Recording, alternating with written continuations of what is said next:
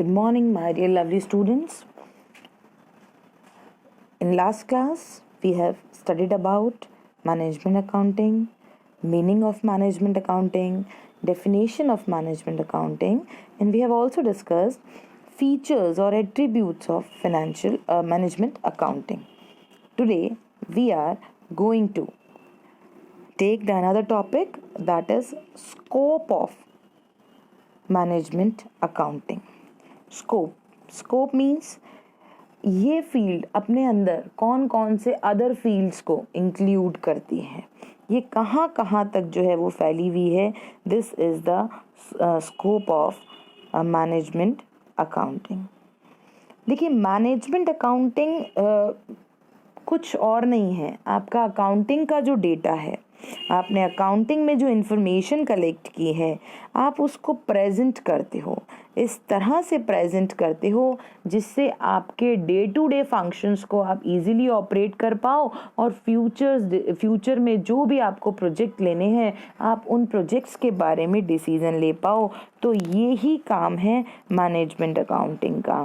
तो management accounting में बहुत सारे सब्जेक्ट्स जो हैं वो इंक्लूडिंग हैं. So the following subjects are included in the management accounting. The first one is financial accounting, जो हमारी जनरल अकाउंटिंग होती है, जिसको हम पढ़ कर भी आए हैं. हम जो है वो डबल एंट्री सिस्टम से जनरल एंट्री हम पढ़ कर आए हैं. हम रिकॉर्ड करते हैं हमारे ट्रांजेक्शन्स को. After then we post in the ledger और फाइनली हम हमारे बैलेंसेस निकालते हैं थ्रू द ट्रायल बैलेंस और हम फिर फाइनल अकाउंट्स बनाते हैं जो हमें प्रॉफिट एंड लॉस और बिजनेस की फाइनेंशियल पोजीशन बताता है. तो फाइनेंशियल अकाउंटिंग जो है वो मैनेजमेंट अकाउंटिंग के काम आएगी. मैनेजमेंट अकाउंटेंट जो है वो उसी के बेसिस पे अपना डिसीजन लेगा. तो जो मैनेजमेंट अकाउंटेंट है उसके लिए फिनेंशियल अकाउंटिंग जो है वो बहुत इंपॉर्टेंट है और ये इसी का ही काम है. मतलब मैनेजमेंट अकाउंटिंग आप अलग से नहीं कर सकते हो. अगर आपको मैनेजमेंट अकाउंटिंग करना है तो आपको जो भी फील्ड्स में आज पढ़ा रही हूँ उनकी सबकी थोड़ी थोड़ी हेल्प करनी पड़ेगी, तभी आपकी मैनेजमेंट अकाउंटिंग पूरी होगी. Cost accounting. What is the cost accounting? It is a branch of accounting which tell you what should be the cost of the product. ये आपको बताती है. अगर आप पढ़ कर आए तो कॉस्टिंग एक पेपर आपका चलता था, तो कॉस्टिंग में हम यही करते थे कि एक प्रोडक्ट जो है उसमें कौन कौन सी कॉस्ट लगी है. बेसिक कॉस्ट जो होती है वो आपकी मटेरियल होती है, लेबर होती है, डायरेक्ट एक्सपेंसेस होते हैं और उसके साथ साथ में कुछ इनडायरेक्ट एक्सपेंसेस भी होते हैं. तो ये सारी जो कॉस्ट है वो जुड़कर आपके प्रोडक्ट की कॉस्ट बताती है. तो जो कॉस्ट अकाउंटिंग है उसके बेसिस पे भी जो है वो मैनेजमेंट अकाउंटेंट बहुत सारे डिसीजन लेता है, क्योंकि किसी भी प्रोडक्ट की कॉस्ट जो है वो बहुत इंपॉर्टेंट है. वही आपका प्रॉफिट डिसाइड करती है, वही आपका प्राइस डिसाइड करती है. तो this is the important field which helps the management accounting. Budgeting and forecasting. देखिए, फोरकास्टिंग है. फोरकास्टिंग मीन्स फ्यूचर को प्रिडिक्ट करना. बजटिंग मीन्स फ्यूचर में होने वाले एक्सपेंसेस को पहले ही प्लान कर लेना. ठीक है. तो ये सारी चीज़ें जो हैं वो हमें क्या करना पड़ेंगी, वो हमें मैनेजमेंट अकाउंटिंग में हमने इसको इसलिए इंक्लूड किया है क्योंकि आप पहले प्री डिसाइड करोगे कि कितना जो है वो हमारे प्रोजेक्ट पे खर्चा आ जाएगा और फिर आप देखोगे कि आपके पास प्रॉफिट कितना हुआ है, तभी तो कोई डिसीजन ले पाओगे. अगर मान लीजिए खर्चा बहुत ज़्यादा है and you don't have such type of profit कि आप इन्वेस्ट कर सको, तो क्या डिसीजन लेगा मैनेजमेंट अकाउंटेंट. तो आपको पहले बजट भी बनाना पड़ेगा, आपको फोरकास्ट भी करना पड़ेगा कि बजट तो बना लिया, अब ये हमें कितने का रिटर्न देगा. अगर हम 5 लाख रुपए खर्च कर रहे हैं तो क्या हमें भविष्य में 10% का रिटर्न मिलेगा? ऐसा मार्केट है, ऐसा हमारा प्रोडक्ट है. तो अगर ऐसा हमारा प्रोडक्ट है तो ही मैनेजमेंट अकाउंटेंट जो है वो डिसीजन लेगा on the basis of budgeting as well as on the basis of forecasting कि हमें ये प्रोजेक्ट फाइनल करना है या नहीं करना है, डिसीजन हमें लेना है या नहीं लेना है. Next is tax planning and management. देखिए, टैक्स प्लानिंग क्या है? टैक्स प्लानिंग का मतलब है कि सेंट्रल गवर्नमेंट, स्टेट गवर्नमेंट हमारे ऊपर बहुत सारे टैक्स जो है वो लगा देती है, तो हमें टैक्स को प्लान करना है. देखिए, दो चीज़ें हैं, एक टैक्स प्लानिंग है, एक टैक्स एवेजन है, कर चोरी. आपको टैक्स की चोरी नहीं करनी है, आपको प्लानिंग करनी है. किस तरह से प्लानिंग करनी है कि अगर आपका प्रॉफिट हो गया है तो आपको इस तरह से उस प्रॉफिट को अलोकेट करना है कि आपका कम से कम टैक्स लग पाए. आपको रिटर्न भी मिले और आपका टैक्स भी कम लग पाए। तो आपका मैनेजमेंट अकाउंटेंट टैक्स भी देखेगा कि भैया इतना प्रॉफिट कमा लिया, इतना तो टैक्स में चला जाएगा। अगर मान लीजिए हमने इस प्रोजेक्ट में इसको लगा दिया तो इतना तो इस पर टैक्स देना पड़ेगा। तो टैक्स प्लानिंग भी जो है वो मैनेजमेंट अकाउंटेंट देख कर करेगा कि इस प्रोजेक्ट को लगाने के बाद इसमें इतना टैक्स लग जाएगा। अगर इस ऐसे प्रोजेक्ट में लगा रहे हैं जहाँ गवर्नमेंट एडेड प्रोजेक्ट्स हैं कोई, और वहाँ पे टैक्स सेविंग प्रोजेक्ट्स हैं, तो अगर वहाँ लगा रहे हैं तो कितनी टैक्स की बचत हो जाएगी, ये सब चीज़ जो है वो मैनेजमेंट अकाउंटेंट को देखनी पड़ेगी। इंटरप्रिटेशन ऑफ डेटा, आपको interpretation of data management accountant को भी करना आना चाहिए कि आप डेटा आपके सामने है, आपके पास प्रॉफिट है, आपके पास लॉस है, आपके पास खर्चे हैं, आपके पास फिनेंशियल स्टेटमेंट है। अब आप उसको अपने तरह से इंटरप्रेट कीजिए।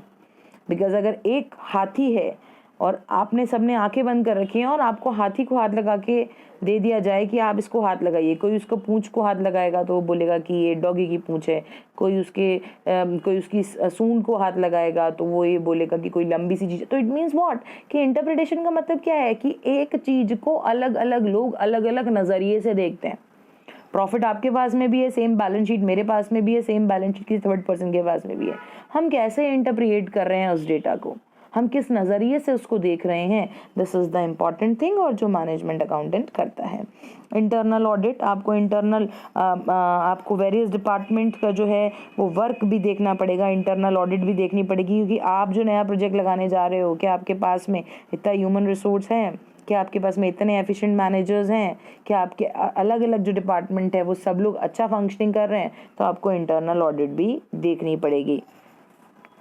Reporting means preparation of reports. देखिए आपको वेरियस लेवल पे जो है वो ऑर्गेनाइजेशंस को रिपोर्ट बनानी पड़ती है, और वो रिपोर्ट जो है which should be presented to the top management और डायरेक्टर, और अगर बात करें तो कई बार जो है वो हमें आउटसाइडर्स को या पब्लिक को भी ये रिपोर्ट्स देनी होती हैं, है ना, तो जिससे जो है वो प्रॉपर स्टेप्स लिए जा सकें। तो इसीलिए जो है वो रिपोर्टिंग जो है वो क्वार्टरली, हाफ ईयरली और ईयरली बेसिस पे करनी होगी, और ये रिपोर्टिंग जो है वो हमारे कैश, प्रॉफिट, लॉस, फंड से रिलेटेड होगी, और ये काम जो है वो मैनेजमेंट अकाउंटेंट को करना पड़ेगा।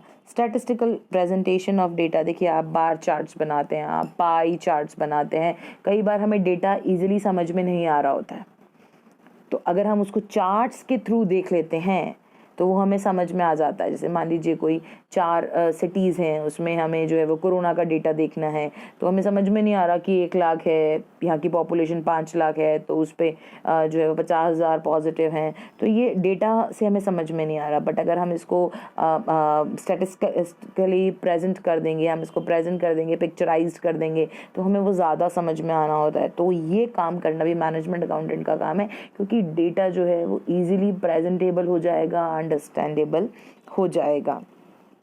Now the next heading is techniques of management accountant.